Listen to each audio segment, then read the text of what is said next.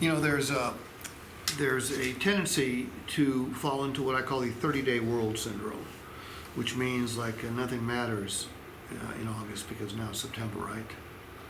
Okay, well, that's not the way a commission salesperson needs to think. Jack, if I bought a car from you last month, Jacob, if I bought a car from you last month, how often would I hear from you over the next 12 months? Well, you're supposed to do a follow-up. Right. Outside of that, Okay, I'm going to tell you guys what nobody else will tell you. I should hear from you every single month. And it almost always is going to be an email or it will be a voice message. Because if your cell phone rings and you don't recognize the number, you answer it? Most people don't, okay? I don't. So we're often communicating to consumers, our customers, via voice message. What sort of voice message would have an impact on a customer? Because here's a very terrible statistic. You know what percentage of the people who buy a car or a truck remember their salesperson's name a year later? 8%. 10%. Well, actually it's 8 to 12, depending on the survey you choose to believe. So 8 could be right, could be 12, average 10. That's crazy. And the reason they don't remember their salesperson's name is they don't hear from their salesperson. If you left a voice message that could be as simple as this: Jacob, this is Steve from Sarah. No need to call me back unless there's something I can do for you. Just want to let you know I'm still here for you. I work at Sarah and I am your car salesman. Have a great day. Now, if I got that voice message 6 times over the next year, and I got an email that says basically the same thing, you're not asking me for anything other than you're asking to be of service. Do you think I might remember your name? And this is how you develop a clientele. Because if I remember your name, and I'm on the golf course, or I'm at a bar, or I'm at a party, or I'm at a dinner, or I'm at work, and someone says, hey, I'm looking for a car, I might say, hey, you need to see my man Jacob. Okay, he's over at Sarah. I bought a car from him a year ago, had a good time, and the son of a gun has contacted me every single month wanting to know what he could do for me. That's how you get referrals. You don't get referrals necessarily by asking for them, because most people don't know anybody else in the market for a car. In Jackson, Tennessee, in the surrounding area, I don't know what the population is, 120, 150,000 people. And Jackson's like 65, I think. So you go out 30 or 40 or 50 miles, it's probably going to be over 100,000. You know what percentage of those people are in the market for a car right now? 15,000? 5%. So you might be right.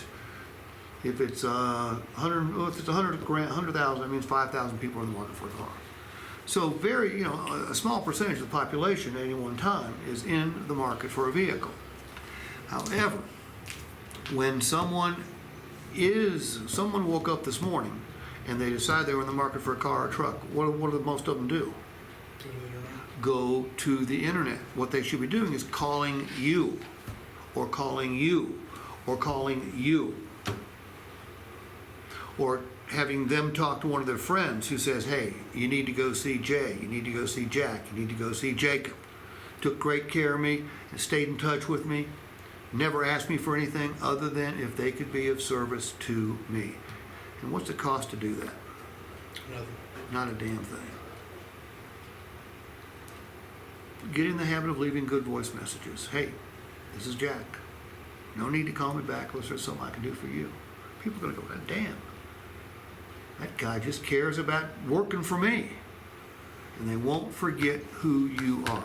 Will it get you repeat business? Absolutely. But more importantly, it'll get you referrals, because as one salesman told me, this is a guy that averaged 57 units a month, made $459,000 a year. This was before the pandemic. Sheesh. And what he told me is, he said, Steve, I've become a lot of people's favorite car salesperson. And this was like 6 or 7 or 8 years ago that he told me this. So I started asking my friends who aren't in the car business. I'd say, hey, who's your favorite car salesperson? And they looked at me like I had 4 eyes. They would not. Hey, how are you? Good, how are you? Very fine, thank you. They said, well, I don't have a favorite car salesman. I said, you've been buying cars forever. And they said, yeah.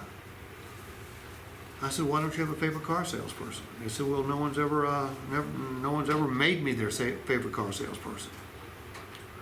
So, do that.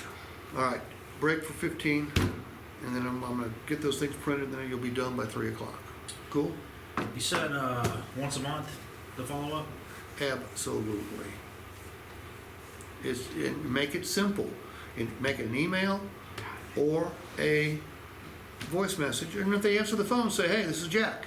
Just call and see if there's anything I can do for you. Now, I'm good. All right.